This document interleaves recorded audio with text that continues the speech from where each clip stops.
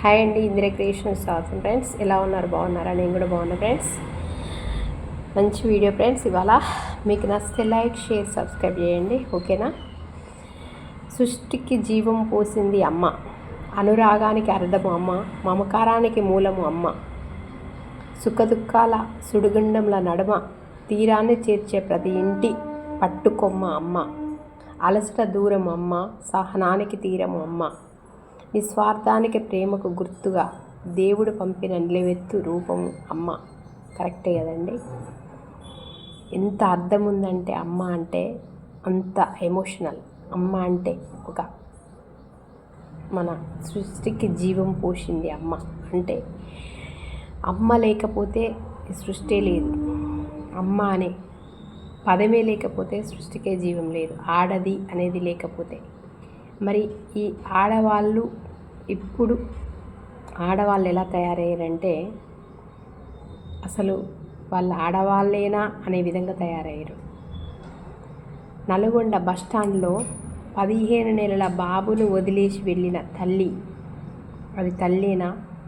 అదొక రాక్షసి, అది ఒక మనిషి కాదు. భర్తను వదిలేసి 15 నెలల బాబును వదిలేసి దానికి పోవడానికి మనసు ఎట్లా వచ్చిందో అర్థం కావట్లేదు. ఎందుకంటే ఈ సమాజం ఏమైపోయిందంటే ఇన్స్టాగ్రామ్లో పరిచయాలు పెరిగిపోయి ఎప్పుడు సెల్ ఫోన్లో వండుకుంటూ ఎవరితోటో చాటింగ్లు చేసుకుంటూ భర్త లేని టైంలో వాళ్ళు ఏం చేయాలో అది చేస్తున్నారు. అంటే ఒక అబ్బాయిని మోసి వాడిని 9 నెలలు కని పెంచిన తర్వాతకి ఆ తల్లి ఎట్లా వదిలేసిందనేది, ఆ తల్లి దానికి ఎట్లా ధైర్యం వచ్చిందనేది కూడా అర్థం కావట్లే. అంటే అది ఒక ప్రియుడు మోజులో ఉండిపోయింది. కన్న బిడ్డను కూడా వదిలేసిపోతుంది, కట్టుకున్న భర్తను వదిలేసిపోతుందంటే దాన్ని ఎన్ని తిట్టినా వేస్టే. ఇంకా తిట్టడానికి కూడా తిట్లు లేవేమో అనిపిస్తుంది. అంతగానే తిట్లు లేవిగా, దాన్ని తిట్టే తిట్లు కూడా లేవేమో అనిపిస్తుంది ఈ లోకంలో. అంత చెండాలపైన మనం అనొద్దు, ఇంకా దాన్ని చండాలమైన ముండాది. అది అసలు ఎట్లా బ్రతకగలుగుతుంది? మళ్ళీ ఈ సమాజాలకు వచ్చి ఎట్లా తిరగగలుగుతుంది? మళ్ళీ ఈ సమాజంలో ఎట్లా తలెత్తుకొని ఉండగలుగుతుందో అర్థం కావట్లేదు. వాడిని పెంచి పెద్ద చేసి 15 నెలలు పెంచిన అబ్బాయిని వదిలేసిపోతుందంటే దానికి ఎంత ఉంటే వదిలేసిపోతుంది? చేసుకున్న భర్తను వదిలేసిపోతుంది. దాన్ని తీసుకెళ్ళి కౌన్సిలింగ్ ఇచ్చిర్రంటున్నారు. దానికి ఎన్ని కౌన్సిలింగ్లు ఇస్తే ఏం లాభం అండి? దాని బుద్ధే వంకర బుద్ధి వంకరే ఉంటుందండి. దానికి ఎన్ని చెప్పినా వేస్ట్. దానికి కౌన్సిలింగ్ ఇచ్చినంత మాత్రాన అది మారిపోతుందా? మారదు. తన భర్తను తన పిల్లగాన్ని వదిలిపెట్టి తిరుగుతుందంటేనే మనం అర్థం చేసుకోవాలి. అది మారదు. ఇంకా దానికి ఎన్ని కౌన్సిలింగ్లు ఇచ్చినా వేస్ట్. అక్కడ చూసిన ప్రతి వారు అబ్బాయి ఏడుస్తా అంటే ఎంత గుండెలు కరిగిపోతున్నాయంటే ఆ అబ్బాయి ఏడ్చే ఏడుపుకు అసలు తట్టుకోలేకపోతున్నారు. అదే అండి. కొండంత శోకం నేనున్న లోకం, నన్నే చూస్తూ నవ్వింది శూన్యం, నాకే ఎందుకు శాపం, జన్మల గతమే చేసిన పాపం, పగలే దిగులైన నడిరే ముసిరింది. అసలు సమాజం ఏమైపోతుందో అర్థం కావట్లేదు ఇంకా వచ్చే రోజులలో. అందశ్రీ గారు పాడిన ఒక పాట ఉంది చూసిరా, మాయమైపోతున్నాడమ్మా మనిషి అని. కరెక్టే కదండి. ఇంకా అసలు మాయమైపోతున్నాడు. బంధాలు అనేటివి లేకుండా పోతున్నాయి. కన్న పేగు బంధమే లేకుండా చేసుకుంటుంది. ఆ తల్లులు అసలు ఎందుకు అట్లా తయారయ్యారో అర్థం కావట్లేదు.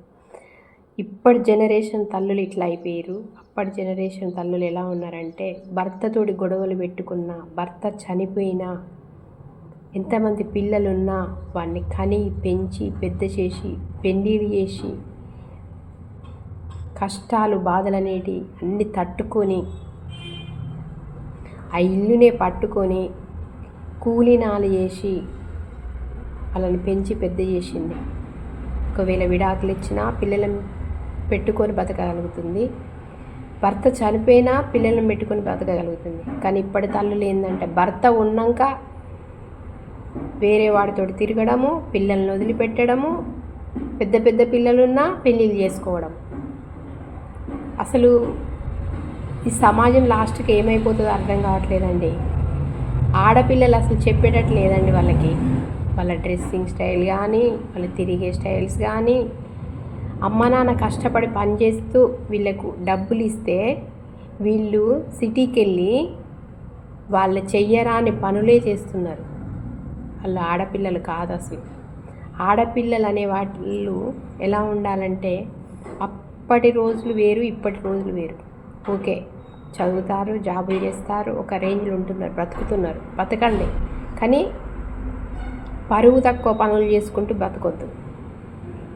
అమ్మ అనే పదానికే ఒక ఆటంకాన్ని తెచ్చిన ఈ యొక్క అమ్మని మనం చెప్పడానికి కూడా వేస్ట్ అండి. దాన్ని అట్లాంటి వాళ్ళను మనము మాట్లాడుకోవడం కూడా వేస్టే. కానీ అబ్బాయిలు కూడా అమ్మాయిలతో జాగ్రత్తగా ఉండాలండి.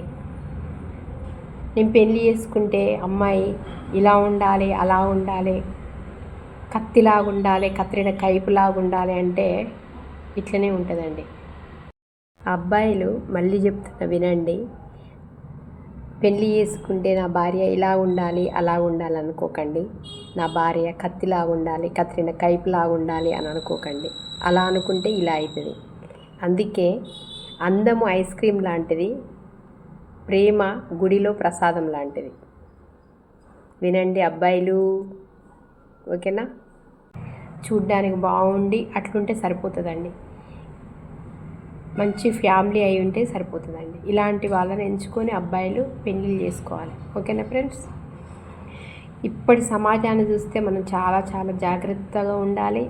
పిల్లలను కూడా అప్పుడేమో అమ్మాయిలు జాగ్రత్తగా ఉండాలి అనేవాళ్ళు. ఇప్పుడు మాత్రము ఒక్కొక్కరు వాళ్ళు చేసుకున్న మొగుళ్ళనే చంపే వరకు వచ్చింది. కాబట్టి అబ్బాయిలే అమ్మాయిలతో జాగ్రత్తగా ఉండాలి. అబ్బాయిలు ఎంత జాగ్రత్తగా ఉంటే అంత మంచిది ఇప్పటి రోజులు. ఓకేనా ఫ్రెండ్స్? మీకు కనుక వీడియో నచ్చినట్టయితే తప్పక లైక్, షేర్, సబ్స్క్రైబ్ చేయండి. Thank you.